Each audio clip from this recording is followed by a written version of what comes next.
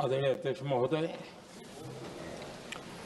मैं इस सम्मानित सदन में पश्चिम एशिया में चल रहे संघर्ष और इसकी वजह से भारत के सामने आई चुनौतियों पर बात रखने के लिए उपस्थित हुआ हूं। इस समय पश्चिमी एशिया की हालत चिंताजनक है। बीते 2-3 हफ्तों में जयशंकर जी ने और हरदीप पुरी जी ने इस विषय पर सदन को जरूरी जानकारी दी है। अब इस संकट को 3 सप्ताह से ज्यादा हो रहा है। इसका पूरे विश्व की अर्थव्यवस्था पर, लोगों के जीवन पर बहुत ही विपरीत असर हो रहा है।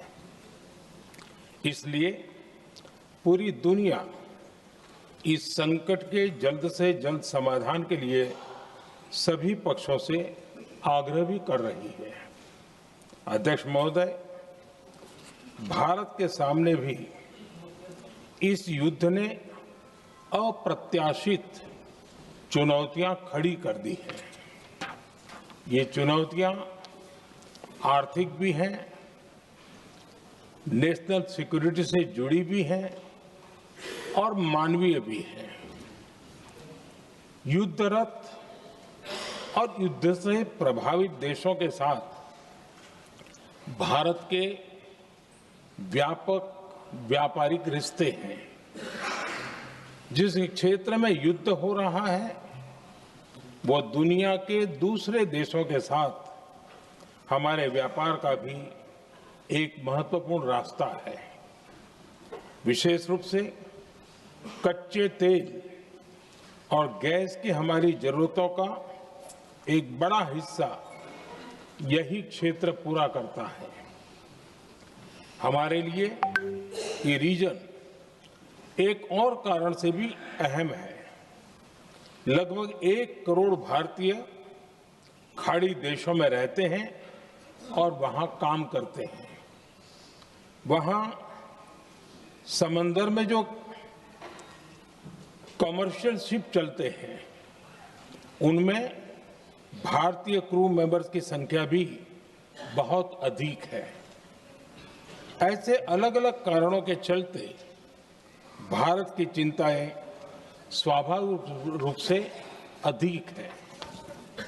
इसलिए ये आवश्यक है कि भारत की संसद से इस संकट को लेकर एक मत और एकजुट आवाज दुनिया में जाए।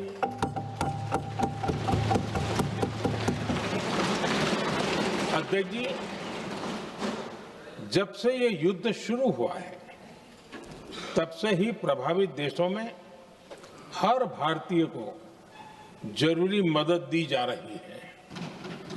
मैंने खुद पश्चिम एशिया के ज्यादातर देशों के राष्ट्राध्यक्षों के साथ 2 राउंड फोन पर बात की है।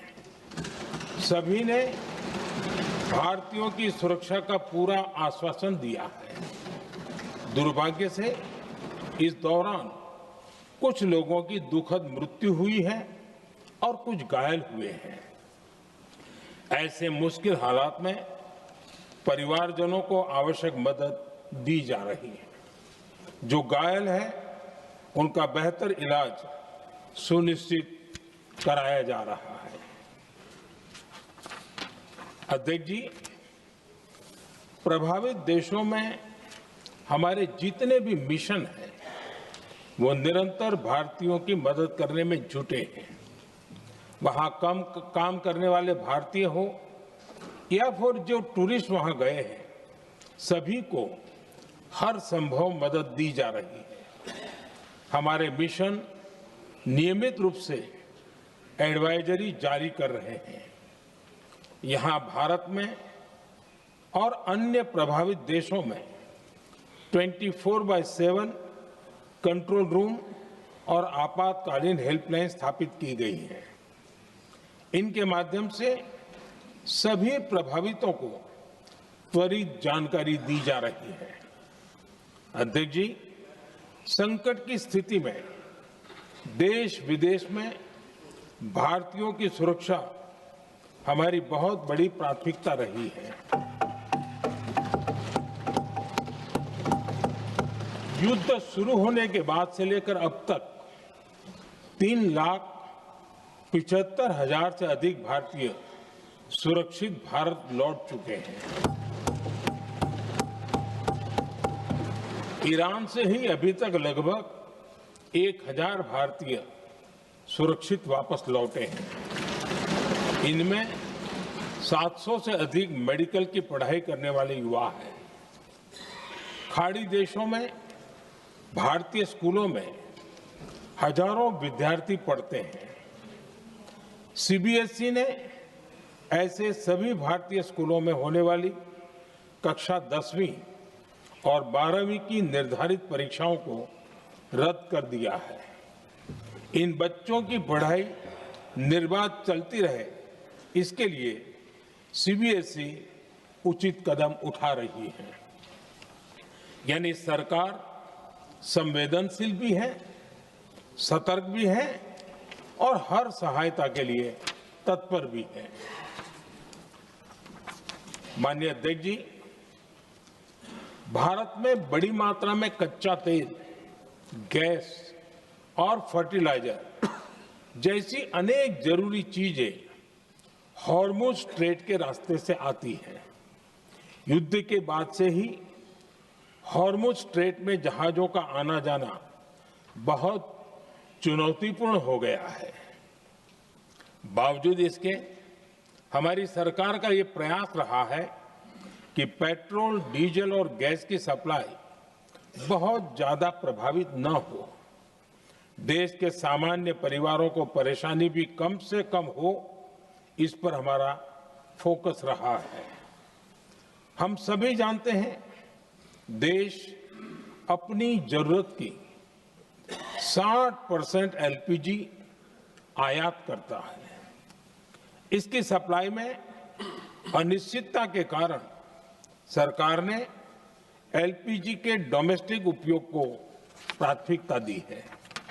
साथ ही एलपीजी के देश में ही उत्पादन को भी बढ़ाया जा रहा है। पेट्रोल, डीजल की सप्लाई पूरे देश में सुचारू रूप से होती रहे, इस पर भी लगातार काम किया गया है। अध्यक्ष जी, आज की इन परिस्थितियों में एनर्जी सिक्योरिटी को लेकर बीते एक दशक में उठाए गए कदम और भी प्रासंगिक हो गए हैं। भारत ने बीते 11 वर्षों में अपनी एनर्जी इंपोर्ट का डाइवर्सिफिकेशन किया है। पहले क्रूड ऑयल, एलएनजी, एलपीजी ऐसी एनर्जी जरूरतों के लिए 27 देशों से इंपोर्ट किया जाता था। वहीं आज भारत 41 देशों से एनर्जी इंपोर्ट करता है। अध्यक्ष जी, बीते दशक में भारत ने संकट के ऐसे ही समय के लिए कच्चे तेल के भंडारण को भी प्राथमिकता दी है। आज भारत के पास 53 लाख मीट्रिक टन से अधिक का स्ट्रेटेजिक पेट्रोलियम रिजर्व है और 65 लाख मीट्रिक टन से अधिक के रिजर्व की व्यवस्था पर देश काम कर रहा है। हमारी तेल कंपनियों के पास जो रिजर्व रहता है वो अलग है। बीते 11 वर्षों में हमारी रिफाइनिंग कैपेसिटी में भी उल्लेखनीय वृद्धि हुई है। अध्यक्ष जी, सरकार अलग अलग देशों के सप्लायर्स के साथ भी लगातार संपर्क में है।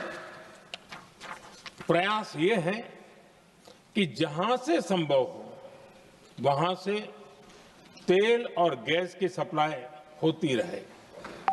भारत सरकार गल्फ और आसपास के शिपिंग रूट्स पर निरंतर नजर बनाए हुए है। हमारा प्रयास है कि तेल हो, गैस हो, फर्टिलाइजर हो, ऐसे हर जरूरी सामान से जुड़े जहाज भारत तक सुरक्षित पहुंचे।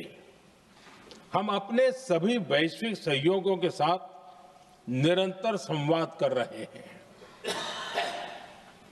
ताकि हमारे मैरीटाइम कॉरिडोर सुरक्षित रहे। ऐसे प्रयासों के कारण बीते दिनों हॉर्मुज स्ट्रेट में फंसे हमारे कई जहाज भारत आए भी हैं। अध्यक्ष जी, संकट के इस समय में देश की एक और तैयारी भी बहुत काम आ रही है। पिछले 10-11 साल में इथेनॉल के उत्पादन और उसकी ब्लेंडिंग पर अभूतपूर्व काम हुआ है। एक दशक पहले तक देश में सिर्फ 1-1.5% इथेनॉल ब्लेंडिंग कैपेसिटी थी। आज हम पेट्रोल में 20% इथेनॉल ब्लेंडिंग के करीब पहुंच रहे हैं। इसके कारण प्रति वर्ष करीब 4.5 करोड़ बैरल कम ऑयल इंपोर्ट करना पड़ रहा है। ऐसे ही रेलवे के बिजलीकरण से भी बहुत बड़ा फायदा हो रहा है। अगर रेलवे का इतना बिजलीकरण न होता तो हर साल करीब 180 करोड़ लीटर डीजल अतिरिक्त लगता। ऐसे ही हमने मेट्रो का नेटवर्क बढ़ाया है। 2014 में जहां देश में मेट्रो नेटवर्क 250 किलोमीटर से भी कम था, आज ये बढ़कर करीब 1100 किलोमीटर हो गया है। हमने इलेक्ट्रिक मोबिलिटी पर बहुत अधिक बल दिया। केंद्र सरकार ने राज्यों को 15,000 इलेक्ट्रिक बसें चलाने के लिए दी हैं। आज जिस स्केल पर वैकल्पिक ईंधन पर काम हो रहा है, उससे भारत का भविष्य और सुरक्षित होगा।